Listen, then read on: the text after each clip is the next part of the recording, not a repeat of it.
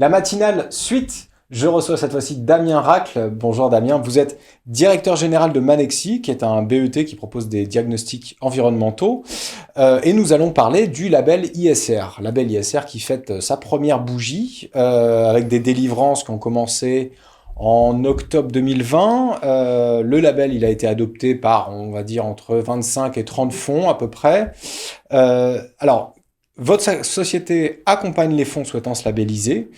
Quels premiers enseignements est-ce qu'on peut tirer après cette année d'activité? On fait le bilan.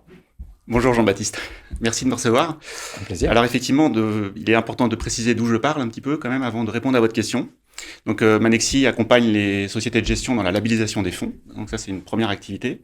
Et il se trouve qu'à titre personnel, je suis auditeur pour un des organismes de certification du label et donc j'ai audité une dizaine de fonds. D'accord. Ce qui donne un petit recul sur cette première année de vie du label. Donc pour répondre à votre question, les enseignements sont assez riches en fait. On a eu effectivement 28 fonds labellisés, donc pas mal de recul. Ce qu'on constate, c'est que il y a une vraie montée en compétences des sociétés de gestion par rapport au label ISR, qui est un objet un peu complexe. On y reviendra peut-être dessus si vous avez si on peut. En termes d'autres enseignements, c'est un succès indéniable. 0 en 2019, 10 milliards en 2020 et à peu près entre 25 et 30 milliards probablement à la fin de l'année d'actifs sous gestion labellisés ISR. Donc évidemment que les acteurs se sont emparés de cet outil. Ça fait quand même près de 2 labellisations par mois. Hein. En moyenne, c'est pas mal quand même. Ça fait beaucoup de labellisation. Après, il faut se dire aussi que les sociétés de gestion ont labellisé un premier fonds pour apprendre. Et puis après, ont labellisé leurs autres fonds, et donc de façon un peu plus souple et fluide. D'accord. Force est de constater que l'apprentissage a eu lieu. On constate une vraie différence entre les premiers audits et les audits d'il y a un an et les audits actuels. D'accord. En termes de méthodologie, d'appropriation par les équipes, etc., c'est quand même une forte évolution. D'accord. Et donc beaucoup de satisfecit sur cette première année. Après, évidemment, il y a des choses qui laissent un peu, qui pourraient s'améliorer. Donc il y a un certain nombre d'enjeux qu'on en parlera plus tard. Peut lister. Aussi, ouais. Mais tout à fait. Il y a aussi un guide de l'audit qui est sorti il y a peu, qui est censé clarifier certains points. Est-ce que vous pouvez nous en parler un petit peu de ce guide de l'audit? Quelle forme est-ce qu'il prend?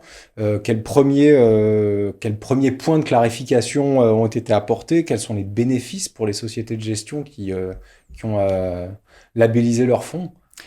Alors, le guide de l'audit, il est né d'un constat assez simple, c'est qu'il y a encore beaucoup de choses à définir dans le cadre du référentiel.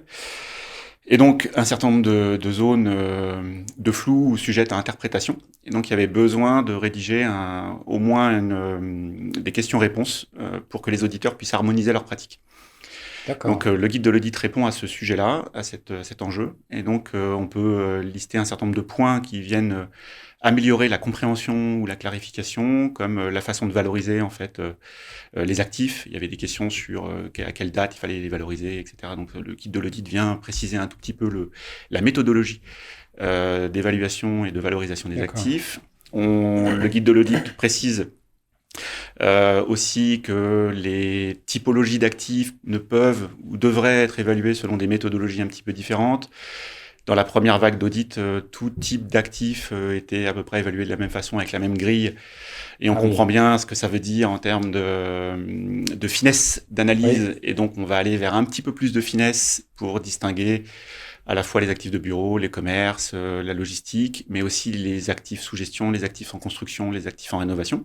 Donc ça, c'est une avancée majeure, vraiment très importante. Oui, parce que sinon, comparer bureau, commerce et voir quels sont les différents actifs environnementaux, pas environnementaux, il y a vraiment un gap entre ces deux actifs.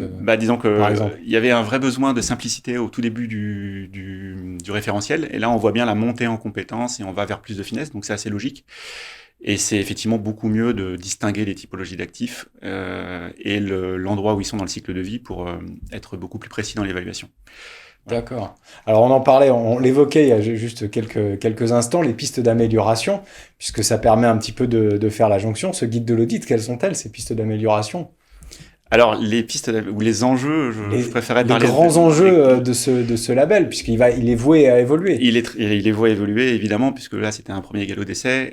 Les enjeux sont assez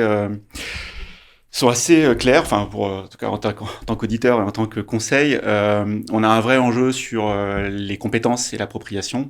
Ce label ne peut pas être mis en œuvre si les équipes des sociétés de gestion ne se l'approprient pas. Donc il y a tout un enjeu de méthodologie, de co-construction, voilà. Pour assurer surtout les reportings, puisque c'est reporting quand même tous les ans, je crois, ou tous les 2 ans. Reporting tous les ans. Voilà. Et coup près à 3 ans. Et coup près à 3 ans. On est bien sur des cycles triennaux avec effectivement un label qui est remis en cause dans 3 ans. Voilà.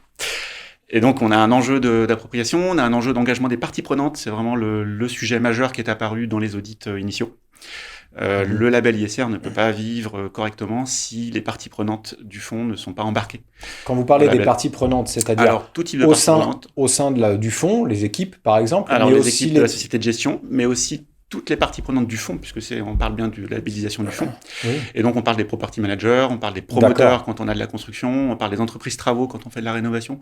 On peut parler des syndics de copropriété quand on est en copropriété, notamment pour les commerces de pieds d'immeubles. Donc, sont apparus tout un paquet de parties prenantes complètement essentielles et avec des questions fondamentales qui est comment je fais pour embarquer ces gens-là dans une démarche absolument vertueuse. Et donc, beaucoup de questions à... Et pour le moment, pas trop de réponses, on est d'accord. Voilà. Alors, il faut quand même souligner qu'il y a des choses très intéressantes qui sont faites par les uns et par les autres. Il y a quand même des solutions assez innovantes qui sont trouvées, qui laissent beaucoup d'espoir sur cette dynamique. Un exemple en particulier? Vous pensez à quelqu'un en particulier? Non, enfin, des façons d'embarquer, des choses qui sont faites autour des locataires, autour des syndics, autour des conseillers en gestion de patrimoine. Il y a des choses très intéressantes qui sont faites par certaines sociétés de gestion pour les former, pour les faire monter en compétences. Donc, on est vraiment dans une montée en compétences en fait de l'ensemble de la chaîne de valeur, l'ensemble de l'écosystème, et avec des choses assez innovantes. D'accord. Damien Racle, merci beaucoup pour votre témoignage. C'était vraiment très riche et en tout cas très clair de voir un petit peu cette évolution du label ISR. On essaiera de se voir un petit peu plus tard pour parler des premiers audits. Et je pense qu'avec les premiers audits de suivi, nous aurons matière à dans quelques mois, c'est ça à peu près? Dans 6 mois à peu près. Dans 6 mois, d'accord. Bon, on se revoit quand même dans 6 mois pour parler de tout ça. Je vous remercie d'avoir suivi cette matinale Innova Press. J'en profite également pour vous souhaiter de très très bonnes fêtes de fin d'année et on se retrouve en 2022. À très bientôt.